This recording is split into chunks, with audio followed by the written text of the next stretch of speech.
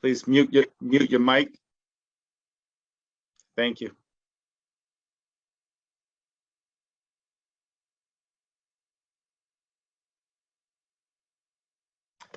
Okay, good evening, everyone. Welcome to the virtual public hearing tonight. Today is Tuesday, February 22nd, 2022. And we have two items on the agenda. But before we start on that, we have a little bit of house rules we need to follow. So public hearings shall be conducted in accordance with the following procedures. Each person wishing to address the council thereof shall, upon recognition by the presiding officer, give his or her name, their address, and if he or she represents a group, shall in addition state for the record the name and address of said group or organization, and shall limit his or her remarks to 3 minutes. All remarks shall be addressed to the council as a body and not to any individual member. Any person making personal, impertinent, or slanderous remarks or who becomes boisterous while addressing the council shall be forthwith barred by the presiding officer from further audience at said meeting unless permission to remain is granted by 2/3 vote of the council members present and voting. During public hearing, there shall be no debate by the council, although questions may be asked by council of persons making such presentation. For members of the community, please be advised that this meeting is being broadcast and recorded by Hartford Public Access Television and can be viewed via the HPA-TV Facebook page, Comcast Xfinity Channel 96, www.hpatv.org, or Channel 6032 for Frontier customers. Spanish interpretation is provided through a partnership with the City of Hartford and the Hartford Public Library. Additional accommodation can be made available with enough notice to the office of Council President Mallory Rosado.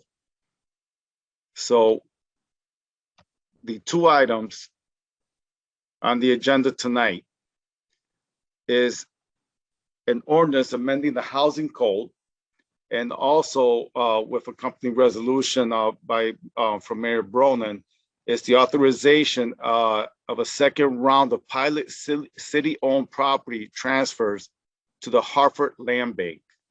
So I will go to my list of those that signed up to speak. Let me see here. And I will start off by calling Mr. Chris or Miss Chris Ann Miller. You have the floor. Hello. Hello, how are you? Good, how are you? Good, good. So good evening, Housing Committee members, and thank you for allowing me to speak tonight. My name is Christiane, and I'm a Hartford resident. I am here to speak in support of the amendments made to the new housing code passed in 2019 with the implementation of language change regarding lead recommendations by Chris Corcoran, Director of the Healthy Homes Program from Connecticut Children's. I support the recommendation made by the Director of Blight Remediation to shorten the time ordered for compliance in cases involving detriment to life or health of any person, and the additional method of service of a notice of a violation through email, thereby shortening the time for effective enforcement and saving postal service costs. I am also asking you to make a compromise to me and Hartford tenants that, like me, live in buildings with deplorable conditions and neglectful landlords to ensure violations are addressed and the city takes intentional and proactive actions to ensure the implementation of the new housing code.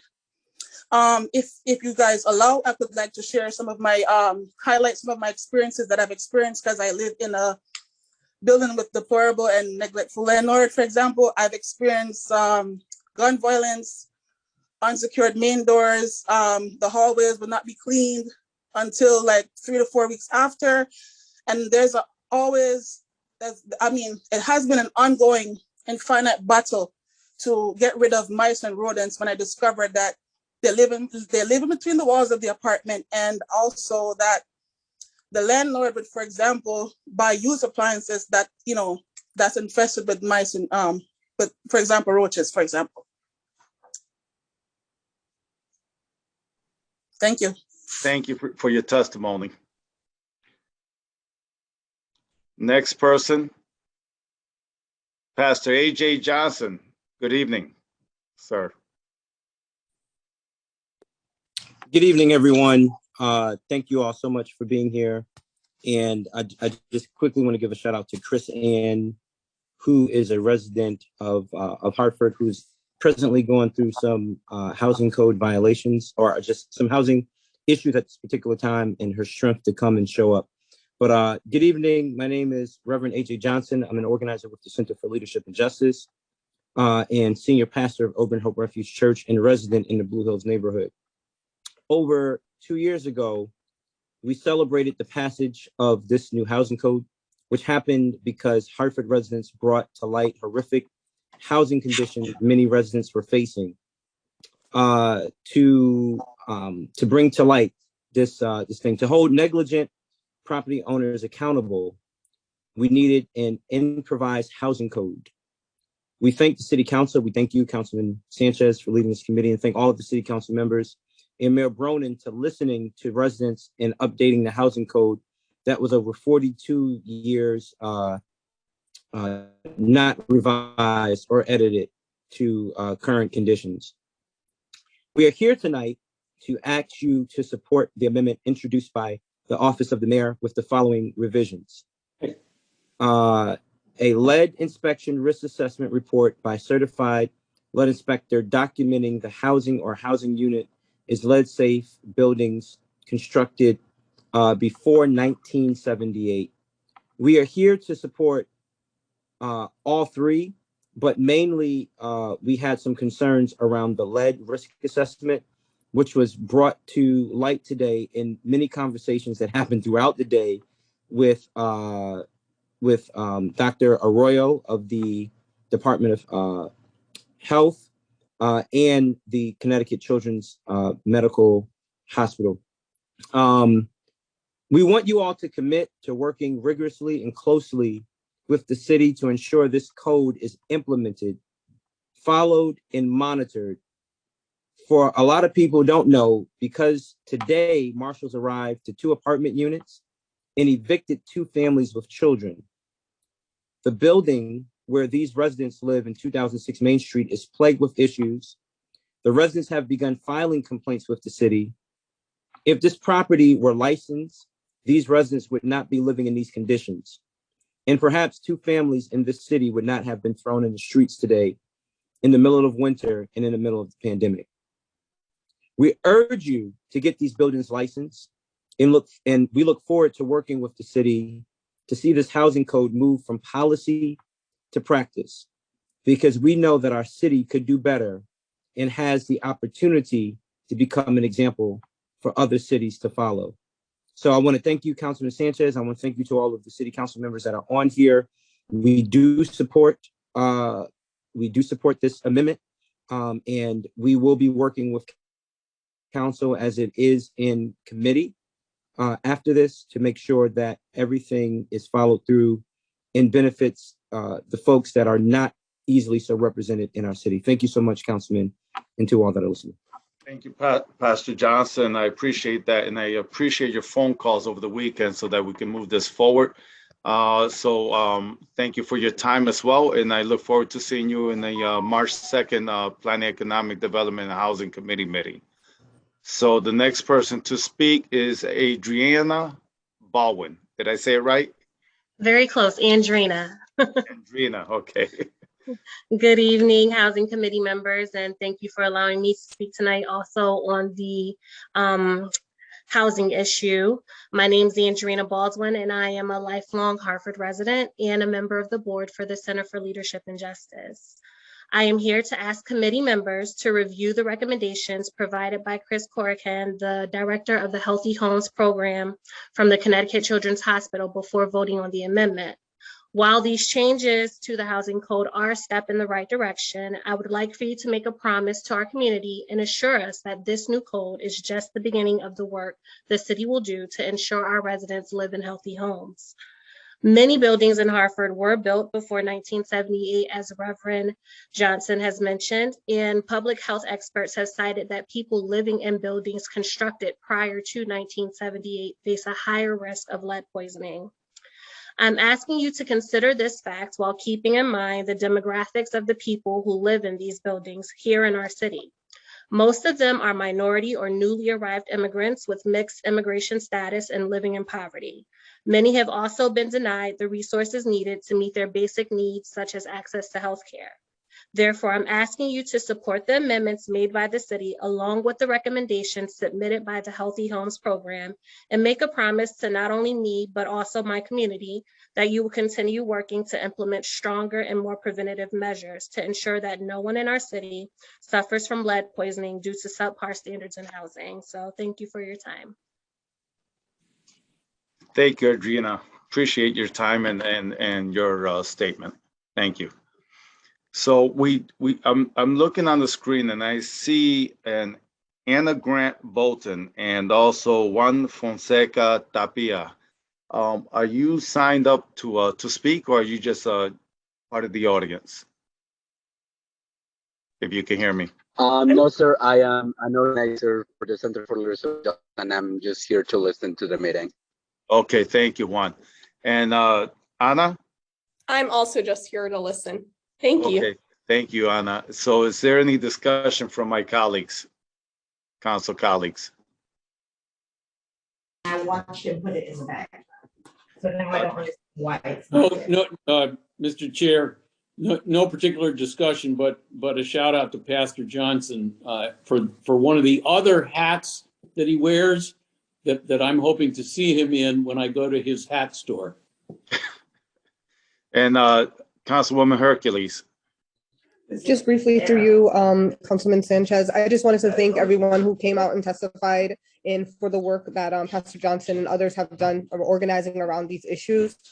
Housing being affordable, sustainable, healthy, safe is one of the most critical issues facing our community. The fact that, my work as an attorney have seen countless numbers of people facing deplorable conditions in our housing in Hartford. It really is heartbreaking and heart-wrenching. As was stated earlier, this is a step in the right direction, but I do hope that we have the political will to find ways to be very serious about enforcing housing code, making sure the necessary resources are available to go after landlords who are negligent and slum landlords, and making sure that we have a robust program to attack these issues so that our residents aren't continuing to live in these conditions, because it affects everything from health, from your ability to learn, from your ability to just function when you do not have a safe place to live. So thank you for everyone who has testified and shared your personal experiences. We definitely hear you and we are with you. And please continue to bring these things to our attention so that you can make sure we're being held accountable to do the things we need to do to ensure all our residents are safe in our city. Thank you, Councilwoman. Councilwoman Rossetti? That is not my job. I really want to thank everyone. It started off with Chris Ann. And again, Councilwoman Hercules, my day job dealing with people experiencing homelessness, not only the quality of housing, but we continue to build housing that's not accessible to everyone. And I really want us to continue to focus on how we get more housing that is accessible to the majority of the people in the city of Hartford that we serve. And I also, I've talked to a lot of people about this, and it's a little side conversation, but there's really a time and a place, and I think we're at it, where we can build some asthma-free housing. And I'd like to have a whole discussion on that sometime, but that's a sidebar. But thank you again, everyone, for tonight. Thank you, Councilwoman. I'd like to piggyback on everyone and echo their sentiment. I also want to especially thank Reverend or Pastor AJ Johnson. I know he's been doing some serious work for the last several years, going back to 6 years since I've been on council. Very, very tough guy to be out there advocating for the community, going into these apartments, calling out the slumlords, and holding them accountable. So I really appreciate what Reverend Johnson has done. Thank you so much. And I also want to thank the residents, the people that actually live in these buildings, like yourself, Chris. It's tough times. It's tough times, and it's difficult when you don't have the support there, and you're living in an apartment with rodents and roaches. I do understand. So we are definitely, moving forward with this. I will give you my promise, and I think, I have and I know I have the support from the rest of the council to make sure that we push this issue so that we can better the livelihood of everyone that lives in Hartford. So with that said, is there any other comments from any of my colleagues? Council President Molly Rosado. Yes, I just want to piggyback off what Councilman Rossetti said and all my other council colleagues, seeing more affordable housing. We have, and Pastor AJ Johnson, who's done a phenomenal job, but, I'm also looking forward to seeing that everyone in the city of Hartford is represented when it comes to slumlords, not only slumlords that are subsidized by HUD, where you have an entity that you can go and sue, right? So if it's a landlord that rents to individuals that have no subsidy, that they too are held accountable just like any other landlord is. Mm-hmm. And I want to thank all of you for coming and sharing and supporting this housing code. Thank you, Councilman Sanchez. And before I adjourn this meeting, I just want everyone to know that this ordinance resolution for the housing code change will be on the Planning, Economic Development, and Housing on March 2nd at 5:30 p.m. Hope to see you there soon. Have a good evening. This meeting is adjourned. Thank you. Have a good night. Councilman? Yes, sir. Mr. Chair, I came in late, so I apologize. Did we call the matter of the land bank? So this is a public hearing, so I did announce both, and we only had 3 speakers in favor of all 3, but specifically the housing code change. Okay, so you've done a call for speakers on the land bank, and there's nobody. Correct. My apologies. Just wanted to make sure we had touched base on that. Thank you. And that will be on the PDH meeting as well on March 2nd. Okay. Any other questions? Okay. This meeting is adjourned. Thank you. Have a good night.